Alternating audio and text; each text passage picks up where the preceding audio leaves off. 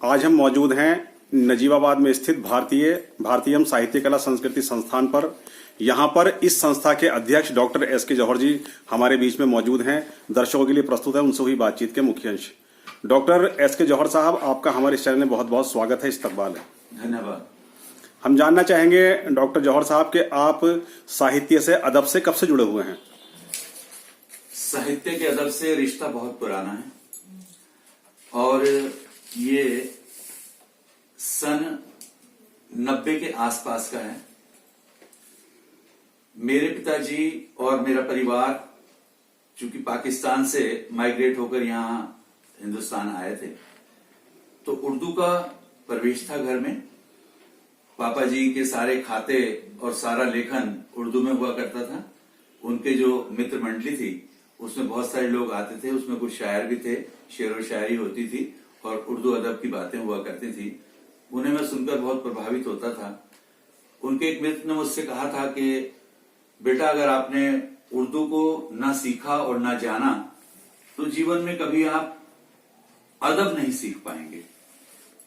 तो मैंने उस चीज को महसूस किया कि वास्तव में एक अदब की जुबान है और इसको सीखना चाहिए, पढ़ना चाहिए, लिखना चाहिए और लोगों से इसमें गुफ्तगू भी करनी चाहिए। तो उसी वाक्य के बाद से, उसी घटनाक्रम से फिर धीरे धीरे थोड़ा लेखन की तरफ में बढ़ा। पहले छोटे छोटे कुछ मुक्तक रचनाएं, फिर शेर व शायरी से जुड़ते हुए गजल की तरफ में, गजल की विधा में आगे बढ़ा और उसके बाद फिर आगे गुरुवर इंद्रदेव भारती जी ने मेरा बहुत साथ दिया, मुझे अपने प्रशिक्षण में लिया और जो मैंने उंगली गुरुजी की पकड़ी थी उससे मैंने कुछ आगे गीत में और अपनी काव्य शैली में कुछ थोड़ा बदलाव किया और कुछ अन्य रचनाओं का सृजन भी मैंने किया। डॉक्टर साहब, क्या आपकी कोई पुस्तक भी प्रकाशित हो चुकी है? जी हाँ, साहित्यकार 2 नाम से मेरी पुस्तक है। उसमें मेरी 20 गजलें प्रकाशित हो चुकी हैं। किन किन कवियों और शायरों के साथ आप स्टेज शेयर कर चुके हैं? मैंने बहुत सारे शायरों के साथ, कोई जो स्टेज की जो शायरी है वो तो नहीं की, लेकिन बहुत बड़े बड़े कवि संगोष्ठियां और जो काव्य गोष्ठी और जो छोटे मुशायरे, जो जिन्हें हम मिनी मुशायरा कहते हैं, अदबी नशिस्त। जी, अदबी नशिस्त, उसमें मैंने बहुत प्रतिभाग किया है। तो हम चाहेंगे जौहर साहब के इस मौके पर, चूंकि आज आप भारतीयम के कार्यालय पर मौजूद हैं और आप इस संस्था के अध्यक्ष भी हैं, तो आप हमारे दर्शकों को कोई अपनी सुंदर सी रचना, कोई खूबसूरत सा आप कलाम जरूर सुनाएं।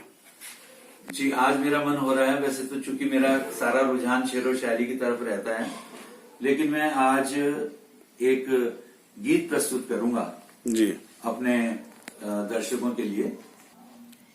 जी सुनाएं।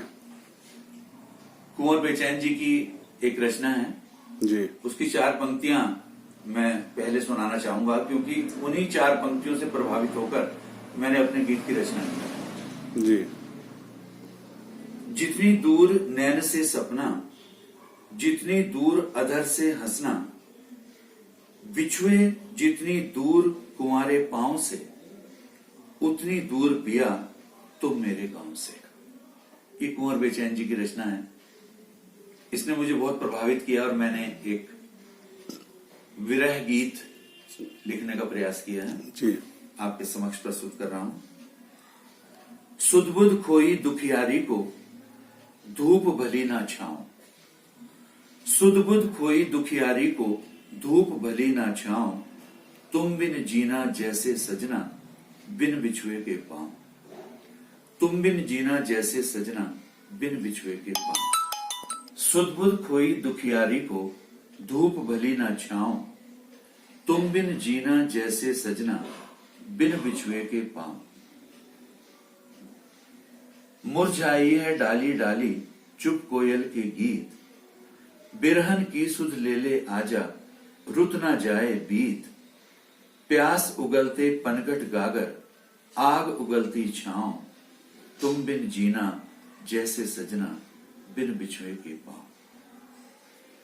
सूने अंगना और चौबारे पल पल तकते राह, कागा बोले जब भी द्वारे, मुख से निकले आह, आते जाते बांट तकेसन, तेरे सारा गांव, तुम बिन जीना जैसे सजना बिन बिछुए के पांव।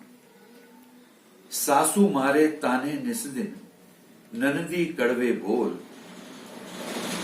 तुम बिन सजना किसे बताऊं, शब्दों का ये छोल। एक बार जो मुझे मिले तो फिर ना छोड़ूं पांव, तुम बिन जीना जैसे सजना बिन बिछुए के पांव। और अंतिम बंद है जी। पंथ निहारे प्यासे नैना, तोड़ न मेरी आस। पंथ निहारे प्यासे नैना, तोड़ न मेरी आस। जितना सावन बरसे बैरी, उतनी भड़के प्यास।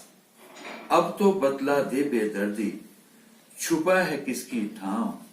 तुम बिन जीना जैसे सजना बिन बिछुए के पांव। सुध बुध खोई दुखियारी को, धूप भली ना छाओ। तुम बिन जीना जैसे सजना बिन बिछुए के पांव। डॉक्टर जौहर साहब, आपने अपना कीमती वक्त दिया, इसके लिए आपका बहुत बहुत शुक्रिया। धन्यवाद। शुक्रिया।